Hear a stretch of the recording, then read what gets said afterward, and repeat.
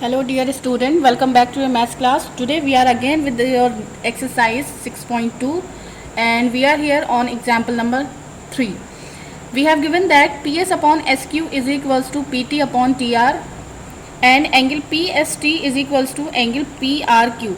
ये आपको एक triangle given है. We have given a triangle PQR and in this triangle we have given that PS upon SQ is equals to PT upon TR. बच्चों यहाँ इस ratio से आपको पता लग रहा होगा कि ये थेल्स थ्योरम का यूज़ हो रहा है और according to the Thales theorem और we can say BPT theorem, जब इस तरह से रेशो गिवन होता है प्रोपोर्शनल में, तब उनके जो साइड को ज्वाइन करने वाले ये पॉइंट्स होते हैं, यानी कि इन पॉइंट्स की हेल्प से जो साइड बन रही है ST साइड, ये थर्ड साइड के पैरेलल होगी, क्योंकि S और T ऐसे पॉइंट्स हैं जिनकी वजह से PS अपॉन SQ और PT अपॉन TR बन रहे हैं. सो जब इस तरह से इनका प्रोपोर्शन गिवन है, इसका मतलब क्या हुआ, with the help of converse of the BPT का कन्वर्स होता है कि अगर इस तरह से प्रोपोर्शनैलिटी आपको गिवन हो तब इनको ज्वाइन करने वाला line segment ST segment will be parallel to the third side that is QR. तो यहाँ से तो हमारा कंक्लूजन हो जाएगा कि ये इसके पैरेलल है. एंड हमको गिवन है एंगल PST यानी कि ये एंगल S की बात कर रहे हैं, ये किसके इक्वल गिवन है, it is equal given to angle PRQ that is angle R, यानी कि एंगल S और एंगल R दोनों इक्वल हैं. It is given in question. Now you have to prove that PQR is an isosceles triangle. आपको prove करना है ये जो ट्राइंगल PQR है ये एक आइसोसेलेस ट्राइंगल है. अब आइसोसेलेस ट्राइंगल क्या होते हैं? आइसोसेलेस ट्राइंगल वो ट्राइंगल्स होते हैं जिनके ओपोजिट एंगल्स इक्वल होते हैं, या फिर हम उनमें प्रूव करें कि उनकी ओपोजिट साइड्स इक्वल हैं. तो इसके लिए आपको क्या करना होगा, आपको प्रूव करना होगा कि एंगल R की वैल्यू एंगल Q के इक्वल है. If you prove that angle R is equal to angle Q, then it is its conclusion will be that PQR is an isosceles triangle. PQR को isosceles triangle prove करने के लिए आपको prove करना होगा that angle R is equals to angle Q. उसके लिए आप क्या करेंगे, सबसे पहले चलिए इसका सॉल्यूशन स्टार्ट करते हैं. गिवन और टू प्रूव आपको खुद नोट करना है. Now I am just proofing it. मैं आपको सिर्फ और सिर्फ इसका प्रूफ गिवन कर रही हूँ, प्रोवाइड कर रही हूँ. गिवन और टू प्रूव आपको खुद से लिखना है, क्योंकि हमने पुरानी वीडियो में, अपने इससे पहले वाली जो हमारी वीडियो थी जिसमें हमने थेल्स थ्योरम स्टडी किया था, उसमें आपको बताया था कि सबसे पहले आपको जब भी प्रूफ करने वाले क्वेश्चन होंगे तब आपको पहले गिवन और टू प्रूव जैसी चीज़ें नोट करनी होती हैं. साथ में अगर किसी क्वेश्चन में कंस्ट्रक्शन करने को आती है तो आपको वो कंस्ट्रक्शन भी करनी है. So here I am just proving it. We have, हमें गिवन है PS upon SQ equals to PT upon TR. इसका क्या मतलब हुआ, यहाँ इम्प्लाइज का साइन लगा करके हम दिखाएंगे. Means ST parallel to QR. ST line जो है वो QR लाइन के पैरेलल है. जब दो लाइंस एक दूसरे के पैरेलल होती हैं तब इस तरह से जो एंगल फॉर्म होते हैं वो करस्पॉन्डिंग एंगल होते हैं. इसका मतलब क्या हुआ, एंगल S की वैल्यू एंगल Q के इक्वल है. इम्प्लाइज, यहाँ पर फिर से इम्प्लाइज क्यों लगा रहे हैं, क्योंकि पहले वाले कॉन्क्लूजन से दूसरा कॉन्क्लूजन आया था और इस कॉन्क्लूजन से, इस लाइन से, इसकी हेल्प से हमें एक और कॉन्क्लूजन मिल रहा है. और वो क्या मिल रहा है, वो ये मिल रहा है कि एंगल S कौन सा है, PST. Angle PST equal to किसके इक्वल है, Q के, जो कि है हमारा एंगल PQR. ठीक है, इसकी कंडीशन भी हमें साथ में लिखनी है. कंडीशन क्या आ जाएगी बच्चों, अभी बताया था ना कि जब दो लाइंस पैरेलल होती हैं तो इस तरह से बनने वाले एंगल्स कोरस्पॉन्डिंग एंगल कहलाते हैं. So we'll write down here corresponding angle. और ये कब फॉर्म होते हैं, जब लाइंस पैरेलल होती हैं. अगर पैरेलल लाइन नहीं होंगी तो वी कांट से कि ये कोरस्पॉन्डिंग एंगल है. जब पैरेलल लाइन है तभी हम कहेंगे कि कोरस्पॉन्डिंग एंगल है, और कोरस्पॉन्डिंग एंगल हमेशा इक्वल होते हैं. सो एंगल PST की value is equals to angle PQR. But we have given, हमें दे रखा है क्वेश्चन में, क्या दे रखा है, हमें दे रखा है कि एंगल PST की वैल्यू एंगल PRQ के इक्वल है. इसको हम कंसिडर कर सकते हैं अपना इक्वेशन 1 और इसको कंसिडर कर सकते हैं हम अपना इक्वेशन नंबर 2. अब आप इक्वेशन 1 और इक्वेशन 2 में दोनों को ही देख लीजिए. केस फर्स्ट में एंगल PST की वैल्यू PQR के इक्वल है और केस 2 में PST की ही वैल्यू PRQ के इक्वल है. इसका मतलब क्या हुआ, जब PST PQR और पी आर क्यू दोनों के इक्वल हो सकता है, तो इसका मतलब ये दोनों भी आपस में इक्वल हो जाएंगे. So we'll write down here from equation 1 and equation 2. दोनों इक्वेशन से हमें क्या कंक्लूजन मिला कि ये जब दोनों एंगल दोनों के ही इक्वल है तो इसका मतलब ये दोनों एंगल भी इक्वल होंगे. So we'll write down here angle P Q R equal to angle P R Q. बच्चों ध्यान से पढ़िएगा, ये पी क्यू आर है और ये पी आर क्यू है. जो बीच में एंगल लिखे होते हैं उनकी बात हो रही होती है, यानी कि एंगल क्यू और एंगल का आर दोनों इक्वल हो गए. जब एंगल आर और एंगल क्यू दोनों इक्वल हैं तो इसका मतलब क्या हुआ? इसका मतलब हुआ कि P Q R is an isosceles triangle. Since, so we'll write down here, हम यहाँ लिखेंगे since these are the opposite angles and equal also. जब हमने देखा कि ये दोनों जो हैं एक दूसरे के ऑपोजिट हैं और साथ में इक्वल भी हैं, hence triangle P Q R is an isosceles triangle. इस बात से ये पता लगता है, कंक्लूजन ये निकलता है बच्चों कि अगर ऑपोजिट एंगल्स इक्वल हैं तो जिस ट्राइंगल के भी ये ऑपोजिट एंगल्स हैं वो ट्राइंगल एक आइसोसेलेस ट्राइंगल होगा. Now we are moving on exercise 6.2. अब हम एक्सरसाइज 6.2 के क्वेश्चन करने जा रहे हैं. Let's welcome our question number 1. सबसे पहले क्वेश्चन नंबर 1 को देखते हैं. Well here is our question number 1 with the part number 1. Part number 1 में आपको एक ट्राइंगल गिवन है ABC और इस ट्राइंगल में एक लाइन सेगमेंट गिवन है DE और क्वेश्चन में ये भी गिवन है that DE is parallel to BC. ये जो DE लाइन सेगमेंट है ये BC के पैरेलल है. इसका मतलब क्या हुआ बच्चों? जब ये साइड इसके पैरेलल है तो according to BPT AD upon DB will be equal to AE upon EC. क्योंकि जब ये साइड पैरेलल होती है तब प्रोपोर्शनैलिटी को हम इक्वालिटी में यूज़ करते हैं. तो चलिए let's start its solution and you have to find the value of EC. इस EC की आपको वैल्यू फाइंड आउट करनी है. So we'll write down here, हम अपने सॉल्यूशन में लिखेंगे सबसे पहले सिंस इसलिए लिखा है क्योंकि हम पहले गिवन वाली चीज़ को बता रहे हैं. Since DE is parallel to BC, hence जब DE और BC पैरेलल हैं तो इसका कंक्लूजन निकलता है कि AD upon DB will be equal to AE upon EC. Now apply the values. Implies that, implies का साइन इसलिए लगा रहे हैं क्योंकि अब इसमें कुछ चेंजेस आने वाले हैं. जैसे कि AD के प्लेस पर will write down here 1.5, DB के प्लेस पर will write down here 3, AE के प्लेस पर विल राइट डाउन 1 और EC के प्लेस पर विल राइट डाउन EC, क्योंकि we have to find out the value of EC. यहाँ से हम इसको किस तरह से सॉल्व करेंगे? विल क्रॉस मल्टीप्लाई, या फिर आप देख रहे हैं कि ये कैंसिल हो रहा है तो हम इसको कैंसिल भी कर लेंगे. एज 3 1 जार 3 एंड 3 5 जार 15, बट ये 1.5 है इसलिए एक नंबर के बाद आपको डेसिमल भी अप्लाई करना है. सो 0.5 टाइम ये कैंसिल हो जाएगा. Now will do the cross multiplication. जब आप क्रॉस मल्टीप्लिकेशन करते हैं तब EC का मल्टीप्लाई हो जाएगा 0.5 से. It means it will be 0.5 into EC और इक्वल टू में 1 का मल्टीप्लाई हो जाएगा 1 से. इम्प्लाइज दैट EC की वैल्यू कितनी आ जाएगी? EC will be equal to 1 upon 0.5. Upon में क्यों आया है? क्योंकि 0.5 मल्टीप्लाई में है. जब आप यहाँ से डेसिमल हटाएंगे आपको एक 0 इंक्रीज करना है. Now divide this 10 by this 5, 5 1 जार 5 एंड 5 2 जार 10. So here we have got that the value of EC is 2 और यूनिट्स कितनी है इसकी? सेंटीमीटर में यूनिट्स हैं. So our answer will be 2 centimetre. This is the value of EC. Part number 2 of this question is quite same, so you all have to solve on your own. Best of luck for that. Now moving on question number 2. Well, now we are here with question number 2. It is given that E and F are points on the sides PQ and PR respectively of a triangle PQR. But यहाँ हमें इस question में कहीं पर भी कोई triangle given नहीं है. इसलिए हम क्या करेंगे बच्चों? First of all will draw a triangle PQR because with the help of triangle और with the help of picture you can easily sort this question out. So now we are going to draw a triangle.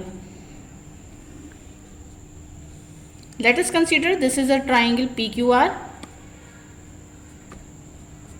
and they are saying in question E and F are the points on sides PQ and PR. PQ और PR sides पर ये दो points हैं E and F. Let here is E and here is F. Now for each of the following cases state whether E F parallel Q R. आपको बताना है कि ये जो लाइन सेगमेंट ज्वाइन करने पर बन रहा है ई एफ, ये क्यू आर के पैरेलल है या नहीं है। वेदर लिखा है इसलिए आपको बताना है कि ये पैरेलल है या नहीं है। इसके लिए आपको 3 केसेस गिवन है। The very first is P E equal to 3.9 centimetre. P E की जो वैल्यू है वो 3.9 सेंटीमीटर है। E Q is given 3 centimetre, P F is 3.6 and F R is 2.4 centimetre. तो let's check it out. Check करते हैं कि ये पॉइंट्स की हेल्प से ई एफ साइड जो है वो क्यू आर के पैरेलल है या नहीं है। बच्चों आप जानते हैं कि पैरेलल होने के लिए थेल्स यानी कि बीपीटी थ्योरम को हम प्रूफ करते हैं। और बीपीटी थ्योरम क्या होती है कि ये जो रेशोज होते हैं साइड्स के ये इक्वल होने चाहिए।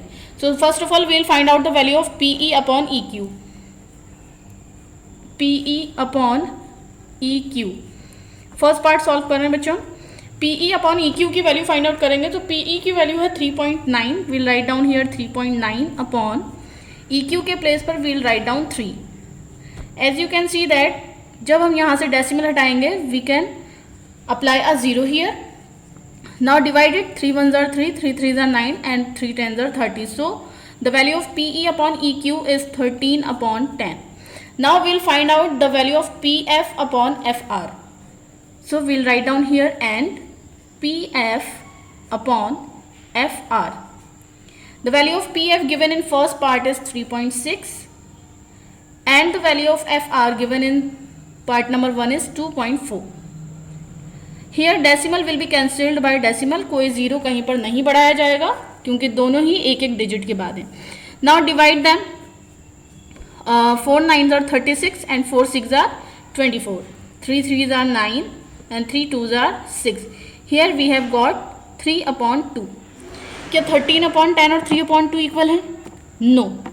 It means इन दोनों केसेस से we can consider it as equation 1 and this one as equation 2. So we'll write down here from 1 and 2.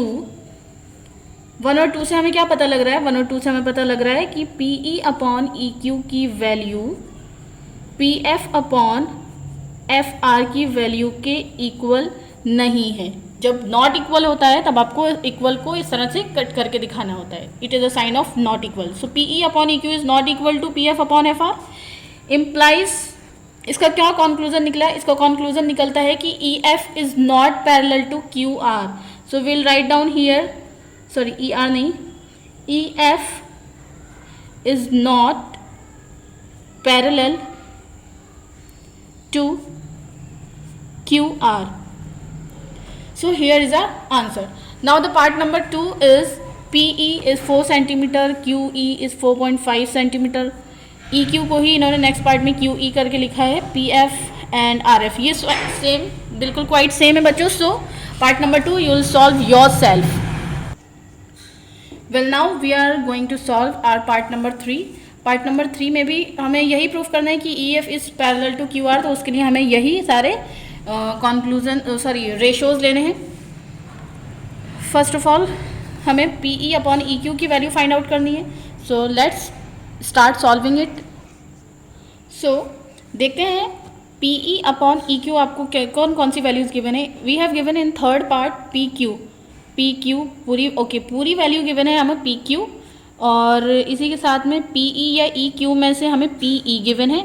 Okay, सो इस लेफ्ट हैंड साइड की अगर हम बात करें तो we have given PE and PQ, और दूसरी साइड की बात करें तो इसमें गिवन है हमें बच्चों PF एंड PR. यहाँ पर भी हमें इसी तरह से गिवन है. तो इस तरह का रेशियो भी सेम ही माना जाता है. अगर आपको PE अपॉन EQ ना दे करके PE अपॉन PQ गिवन हो और दूसरी साइड पर भी सेम टू सेम इसी तरह से हो PF अपॉन PR, तब वो रेशोज भी इक्वल होते हैं. या फिर EQ अपॉन PQ और FR अपॉन PR नीचे वाली साइड्स को लेकर के भी अगर कंप्लीट थोड़ा सा पोर्शन और कंप्लीट पोर्शन के साथ गिवन हो दोनों साइड से, तो वो भी रेशोज इक्वल होते हैं. ऐसे ज़रूरी नहीं है कि आप PE upon EQ equal to PF upon FR ही लिखें. आप इसको थोड़ा सा चेंज करके मॉडिफाई करके भी लिख सकते हैं. PE अपॉन PQ बट दूसरी साइड पर भी वही होना चाहिए P F upon P are. अगर आप एक साइड का एक छोटा पोर्शन और दूसरा कंप्लीट पोर्शन ले रहे हैं तो दूसरी साइड पर भी आपको उसका एक छोटा पोर्शन और दूसरा कंप्लीट पोर्शन ही कंसिडर करना होगा। ओके, तो इस क्वेश्चन में will write down P E upon P Q equals to P F upon P R. इस क्वेश्चन में बच्चों हमने क्या किया था, फर्स्ट पार्ट में हमने इनकी वैल्यूज को अलग अलग फाइंड आउट किया था, फिर उसके बाद देखा था कि वो दोनों इक्वल हैं या नहीं हैं। हम थर्ड पार्ट को अलग तरीके से कर रहे हैं क्योंकि हमें इनको पैरेलल प्रूफ करना है, देखना है, सॉरी प्रूफ नहीं करना है, चेक करना है कि ये पैरेलल हैं या नहीं। यहाँ पर हमने क्या किया है कि हमें पता है पैरेलल होने के लिए इनके रेशियोज इक्वल होने चाहिए। अब चाहे वो ये छोटे वाले रेशियोज की फॉर्म में हो या फिर छोटे के साथ बड़ा रेशियो के साथ में, बड़ी साइड के साथ में रेशियोज हों, लेकिन आना तो इक्वल चाहिए ना। तो हम इक्वालिटी में लेकर के इनको सॉल्व करेंगे इस पार्ट में। अगर ये इक्वल आते हैं तो will write down that E F is parallel to Q R, और अगर ये इक्वल नहीं आते हैं तो लास्ट स्टेप में हम नॉट इक्वल का साइन पुट कर देंगे। Now we are going to apply the values. P E is given 0.18, will write down here implies and 0.18 upon P Q लिखा है हमने यहाँ, तो पी क्यू की जो वैल्यू गिवन है 1.28, will note down here an in equal to will write down P F is 0.36 upon P R is 2.56। Okay, now decimal will be cancelled by decimal. यहाँ 2 digits के बाद है और यहाँ पर भी 2 डिजिट्स के बाद है, इसलिए कोई भी जीरो यहाँ पर ऊपर डिनोमिनेटर या नीचे न्यूमिनेटर में नहीं बढ़ाया जाएगा। दूसरी साइड देखें तो यहाँ भी 2 डिजिट के बाद है, यहाँ डेसिमल से डेसिमल ऐसे ही कैंसिल हो जाएंगे। यहाँ हम डिवाइड करेंगे, 2 9s are 18, 2 6s are 12, 2 4s are 8। अब 9 और 64 को किसी दूसरे नंबर से डिवाइड नहीं किया जा सकता। सो इसका मतलब क्या हुआ, हमारा नेक्स्ट स्टेप में लेफ्ट हैंड साइड में है 9/64। देखते हैं दूसरी साइड क्या आता है। इसको हम डिवाइड कर सकते हैं 4 से डिवाइड कर सकते हैं। 4 9s are 36, 4 6s are 24, 1 will be carry and 4 4s are 66।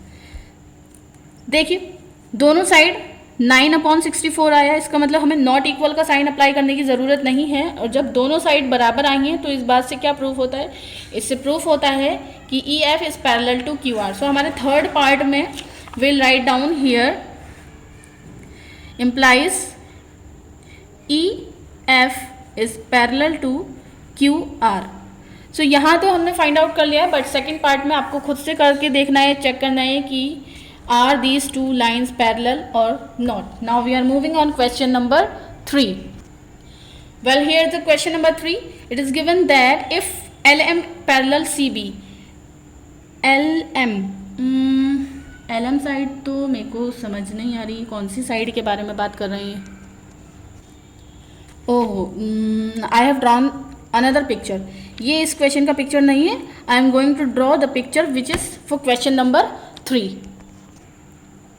Well, here is the picture of this question. It is given in question that LM parallel CB, ये जो LM साइड है वो BC साइड के पैरेलल है। अब ये LM और BC किस ट्राइंगल में आ रहे हैं, ये आ रहे हैं हमारे ट्राइंगल ABC में। ये जो ट्राइंगल ABC इस तरह से फॉर्म हो रहा है, इस ट्राइंगल में LM और BC पैरेलल हैं।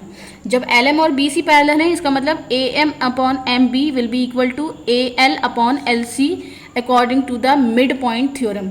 उसके बाद गिवन है LN पैरेलल CD, ये जो लाइन सेगमेंट LN है ये CD के पैरेलल है। और LN CD किस ट्राइंगल में आ रहे हैं, ये आ रहे हैं हमारे ACD ट्राइंगल में। ये जो इस तरह से ट्राइंगल नीचे की साइड पर फॉर्म हो रहा है, ये है triangle ACD।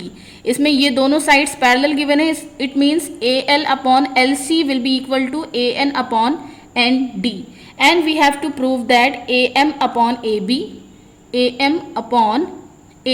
Okay equal to AN/AD, AN/AD आपको ये प्रूफ करना है। तो चलिए इसका सॉल्यूशन यानी कि इसका प्रूफ स्टार्ट करते हैं। इसका गिवन और टू प्रूफ बच्चों आपको खुद से लिखना है। I am just proving it. Let's see, will write down here in triangle ABC। सबसे पहले हम ट्राइंगल ABC में देखेंगे। सो ट्राइंगल ABC में LM is parallel to BC है। Will write down here LM parallel BC। जब L M B C के पैरेलल है तब A M upon M B will be equal to A L upon L C. So हम यहाँ लिखेंगे implies A M upon M B equals to A L upon L C by mid point theorem. ठीक है, ये लिखना ज़रूरी है, condition नहीं लिखेंगे तो पता नहीं लगेगा कि आपने क्यों किया है। सो will write down it here. But एक चीज़ पर कॉन्सेंट्रेट कीजिए बच्चों, जो आपको प्रूफ करना है उसमें A M upon A B आ रहा है। इसका मतलब हम अगर इसमें एम बी के प्लेस पर दूसरा बड़ा साइड ए बी अप्लाई करते हैं तो दूसरी साइड पर ये जो छोटी वाली पोर्शन है एल सी, क्योंकि हम छोटी वाली नीचे वाली पोर्शन एम बी के प्लेस पर ए बी अप्लाई कर रहे हैं तो यहाँ दूसरी साइड में भी हमें नीचे वाली पोर्शन एल सी के प्लेस पर ए सी अप्लाई करना होगा। बच्चों इसका प्रूफ मैंने आपको एक्सरसाइज 6.1 में कराया था कि किस तरह से हम इसको प्रूफ करते हैं, इसलिए इस क्वेश्चन में हमें इसको +1 की हेल्प से प्रूफ करके दिखाने की ज़रूरत नहीं है। अब हम डायरेक्टली लिख सकते हैं A M upon M B के प्लेस पर we can write A B, और जैसे ही हम एम बी के प्लेस पर ए बी अप्लाई करते हैं दूसरी साइड में एल सी के प्लेस पर ए सी अप्लाई हो जाएगा। Okay, we can write it as our equation number 1. Now we'll move on triangle ACD. We'll write down here in triangle ACD. Triangle ACD में कौन कौन पैरेलल है? LN is parallel to CD. आपको question में given है LN parallel CD. जब LN और CD parallel हो जाएंगे the conclusion will be that AL upon LC will be equal to AN upon ND. But question की दूसरी राइट हैंड साइड में देखेंगे तो AN के साथ AD गिवन है, यानी कि ND के प्लेस पर आपको AD अप्लाई करना है, और जैसे ही आप इस ट्राइंगल की इस साइड पर ND के प्लेस पर यानी नीचे वाली साइड पर AD अप्लाई करते हो, वैसे ही आपको दूसरी वाली साइड के नीचे वाले पोर्शन यानी कि LC के प्लेस पर AC अप्लाई करना होगा। सो इसका नेक्स्ट स्टेप हो जाएगा AL अपॉन LC के प्लेस पर will write down AC and in equal to AN upon ND के प्लेस पर will write down AD। This will be our equation number 2। ये हमारी इक्वेशन नंबर 2 हो जाएगी, और जब ये हमारी इक्वेशन नंबर 2 हो गई तो बच्चों इक्वेशन 1 और इक्वेशन 2 दोनों में ध्यान से देखिए AL अपॉन AC की वैल्यू AM अपॉन AB के इक्वल है इक्वेशन 1 में, और इक्वेशन 2 में AL अपॉन AC की ही वैल्यू AN अपॉन AD के इक्वल है। जब ये वैल्यू दोनों की इक्वल है तो इसका मतलब ये दोनों वैल्यूज भी इक्वल होंगी। सो will write down that from equation 1 and 2 AM upon AB is equals to AN upon AD. So here we have proved it. Now we are moving on question number 4.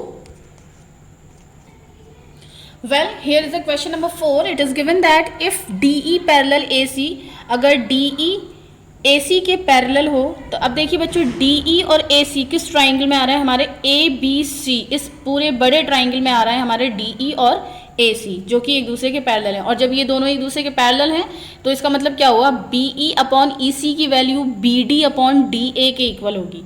ठीक इसी तरह से DF parallel AE है, DF parallel AE। अब ये DF जो है वो थर्ड साइड के पैरेलल है तो इसका मतलब ये आ रहा है ट्राइंगल BAE में, और जब ये दोनों साइड पैरेलल हैं तो इसका मतलब BF अपॉन FE की वैल्यू BD अपॉन DA के इक्वल हो जाएगी, and you have to prove this. तो चलिए स्टार्ट करते हैं इसका प्रूफ। गिवन और टू प्रूव आपको खुद से नोट करना है। मैं बार बार आपको हर एक क्वेश्चन में बता रही हूँ कि आपको खुद से नोट करना है। I am just proving it. So proof में हमें क्या लिखेंगे? सबसे पहले DE पैरेलल AC के बारे में बात करते हैं। तो DE और AC ABC ट्राइंगल में है। Will write down here in triangle ABC triangle में DE is parallel to AC। जब DE और AC आपस में पैरेलल हैं तब हमारे पास कॉन्क्लूजन निकल करके आता है that BE upon EC equals to किसके इक्वल हो जाएंगे? It will be equal to BD upon DA। Will write down here BD upon DA। It will be our equation number 1। उसके बाद we have given D F parallel A E, D F is parallel to A E, तो ये है triangle B A E में. So we'll write down here in triangle B ई ए. इस triangle में हमें क्या गिवन है? इस ट्राइंगल में गिवन है D F parallel A E. इससे क्या कंक्लूजन निकलता है? इससे कंक्लूजन निकलता है that B F upon F E, B F upon F E equals to किसके इक्वल हो जाएगा? ये B D upon D A, B D upon D A. This will be our equation number 2. अब ये दोनों equation आई किसकी help से? ये बीपीटी की हेल्प से आएंगे.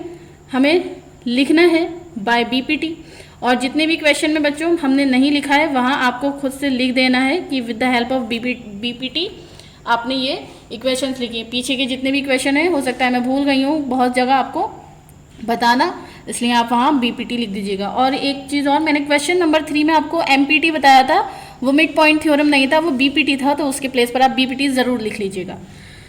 Now look at the equation 1 and 2. Equation 1 and 2 में B D upon D A की value B E upon E C और B D upon D A की ही value B F upon F E के equal है. It means B E upon E C will be equal to B F upon E F.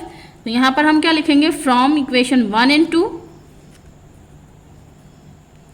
Conclusion क्या है? Conclusion है B E upon E C equals to B F upon F E. क्या हमें यही proof करना था? नहीं, हमें ये प्रूफ नहीं करना. हमें प्रूफ करना है B F upon F E, यानी कि B F upon F E को पहले लिखना है, और B E upon E C, sorry मैंने ये बी सी लिख दिया है बच्चों, यहाँ पर क्वेश्चन में ई सी गिवन है, सो यहाँ आपको ई सी लिखना है.